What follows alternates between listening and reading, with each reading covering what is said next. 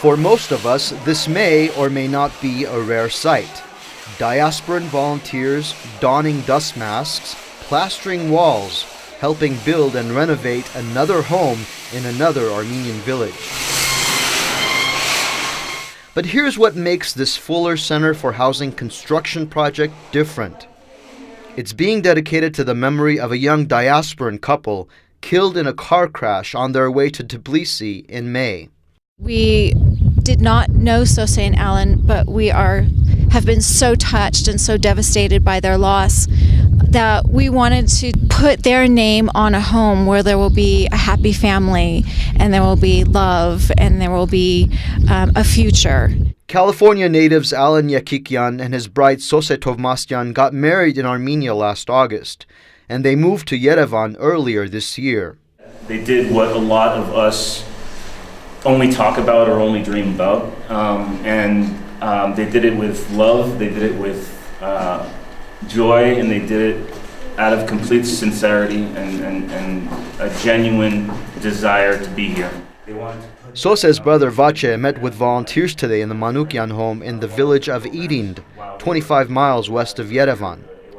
He told them his sister and brother-in-law moved to Armenia because they wanted to be part of the generation that brings change and prosperity to the homeland. They did that because they wanted to show by example to our generation that this kind of real connection with Armenia is possible, that living here is possible without any sort of sacrifice. It wasn't about sacrifice, it was about life, it was about living.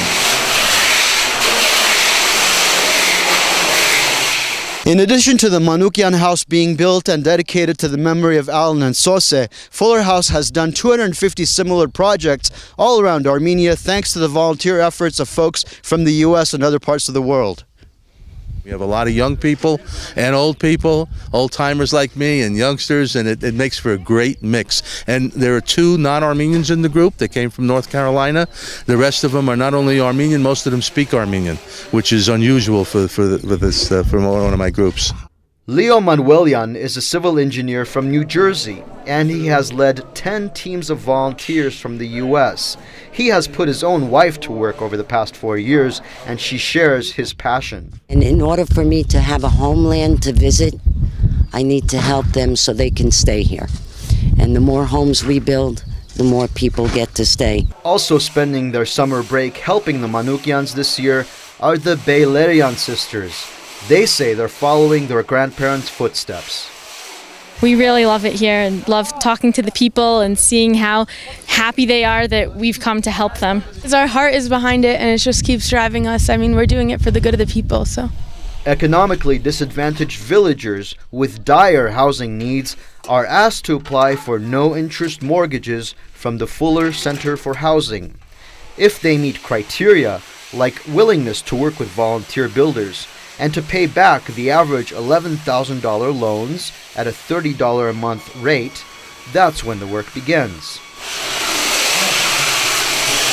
We have specialists who are helping them, construction managers, and then we invite volunteers and donors to join us. When the house is completed, the families are paying back the mortgages every month. It's going to revolving fund and helping new families to build their houses. Fuller also partners with other nonprofits and provides livestock to the villagers. Fuller also helps villagers produce their own crops. Their mission is to develop communities by building homes like the Manukyans. A home that volunteers say is sending a message to the diaspora that Alan and Sose will not be forgotten. We as volunteers coming from so many different places from so far to Armenia to work and build homes, we understand the kind of dedication, commitment, and sacrifice that Sose and Alan made when they decided to come here to live in Armenia. And today is our day to pay our respects to them and to celebrate the lives that they led here in Armenia the short time that they were able to be here. Paul Chadurjan, Azad Kevorkian, Seta Grigorian, CivilNet.